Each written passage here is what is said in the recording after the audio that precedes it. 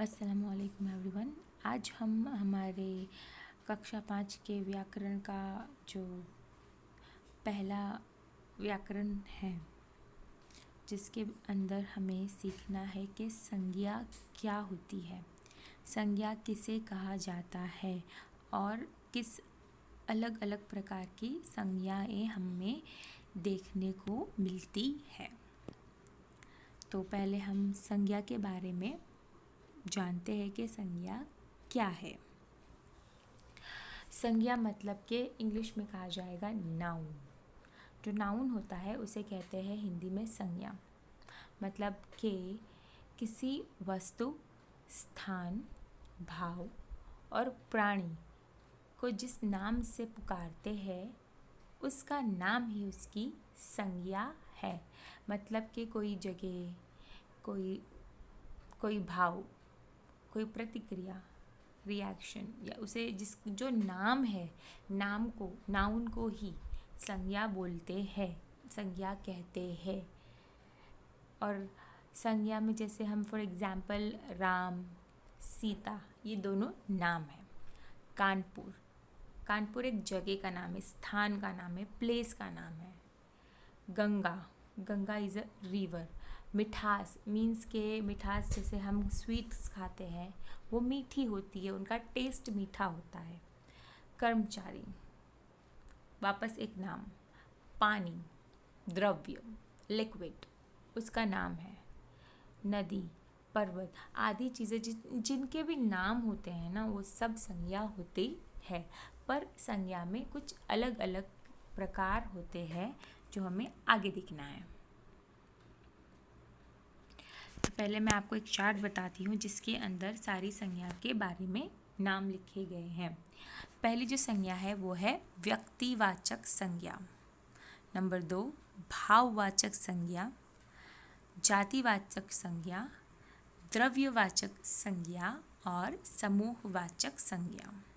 अब हम one by one definition के साथ उसे समझेंगे कि पर्टिकुलर संज्ञा जिसके अंदर अलग अलग ग्रुप्स बना दिए गए हैं एक संज्ञा के, उनका मतलब क्या होता है।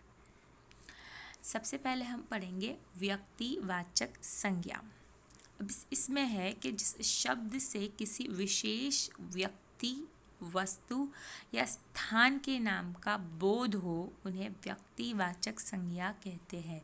मतलब पर्टिकुलर किसी स्पेसिफिक पर्सन के बारे में, किसी चीज़ के बारे में या किसी स्पेसिफिक जगह के बारे में हमें बताया जाता है या हमें इन्फॉर्म किया जाता है तो वो कहलाएगा व्यक्तिवाचक संज्ञा। जैसे फॉर एग्जाम्पल रमेश, हम रमेश के ही बारे में बात कर रहे हैं, हम किसी अदर पर्सन के बारे में बात नहीं कर रहे हैं। देन दिल्ली हमें पता है Delhi is a capital of our country India, तो हम दिल्ली के ही बारे में बात कर रहे हैं। हम मुंबई या महाराष्ट्र या बेंगलोर के बारे में बात नहीं कर रहे हैं। आगरा, आम, गांधी जी, हम स्पेसिफिक किसी चीज़ के बारे में बोलते हैं तो वो कहलाएगा व्यक्तिवाचक संज्ञा। नेक्स्ट इज जातिवाचक संज्ञा। अब जातिवाचक मतलब कि ऐसी संज्ञा जिससे हमें उस चीज़ के बारे में या उस संज्ञा के बारे में उसकी जाति का पता चलता हो। जैसे बच्चे जो है वो छोटे हैं, तो बच्चे मतलब अगर हम बच्चे कहेंगे तो हमें तुरंत समझ आ जाएगा कि वो छोटे बच्चों की बात हो रही है। पुस्तक मतलब किताब, बुक के बारे में बात हो रही है। पशु, फूल आदि चीज़ें जो होती है उनके बारे में जब बताया जाता है या बोला जाता है तो वो जो है जातिवाचक संज्ञा में शामिल होगा। जैसे मुझे फूल पसंद है या फल पसंद है, फल जो इसमें है या फूल जो अगर आएगा तो वो होगी उसकी जाति। मुझे केला पसंद है या यूँ कहें कि मुझे आम पसंद है, तो आम इसमें या केला उसमें जो है व्यक्तिवाचक संज्ञा बन जाता है। नेक्स्ट देखेंगे भाववाचक संज्ञा। भाववाचक जैसे कि फीलिंग्स जो होती है, जिन शब्दों से हमें किसी व्यक्ति या वस्तु का गुण, दोष यानी उसकी दशा के विषय के और किसी के मन के भाव के बारे में पता चले, उन्हें भाववाचक संज्ञा कहते हैं। जैसे कि हमें कोई चीज़ हम खाते हैं, अगर वो हार्ड है और टूटती नहीं तो हम कहते हैं ना तो बहुत बहुत हार्ड है, नहीं टूटता। या यूँ कहूँ कि जैसे हम कुछ कभी तीखा खा लेते हैं तो हमें बहुत मुंह जलता है, तो बोलते हैं ना मुंह जल रहा है, तो वो हो गया भाव। हम रोते हैं व्हेन वी आर क्राइंग, तो जो क्राइंग हमारी प्रोसेस है वो भाव है, हमारी फीलिंग्स है, जो हम उसे कन्वे कर रहे हैं, हम उसको बता रहे हैं, तो वो होता है भाव, भाववाचक संज्ञा। नेक्स्ट इज समूहवाचक संज्ञा। इस संज्ञा में क्या है कि कोई ऐसा पर्टिकुलर शब्द जो है या कोई बात है जिससे हमें पता चले कि ये जो संज्ञा है उसमें एक से ज़्यादा लोग हैं या बहुत सारे लोग हैं।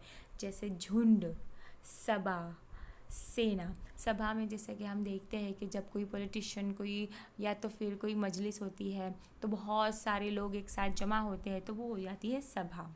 या यूँ कहे कि कभी कोई रैली निकलती है या फिर पुलिस का जो एक साथ बहुत सारे लोग जमा हो जाते हैं तो वो हो जाती है सेना। बहुत सारे जब लोग ग्रुप में होते हैं तो वो हो जाती है समूहवाचक संज्ञा। और हमारा जो लास्ट है वो है द्रव्यवाचक संज्ञा।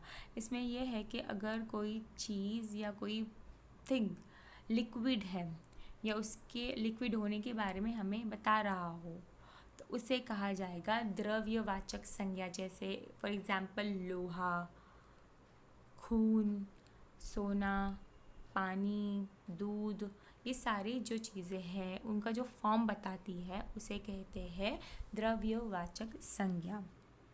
और बाकी जो है मैंने नोट में प्रिपेयर करके रखा है और उसको आपको पीडीएफ को जो है अपनी व्याकरण के हिस्से में पाठ में लिख देना है।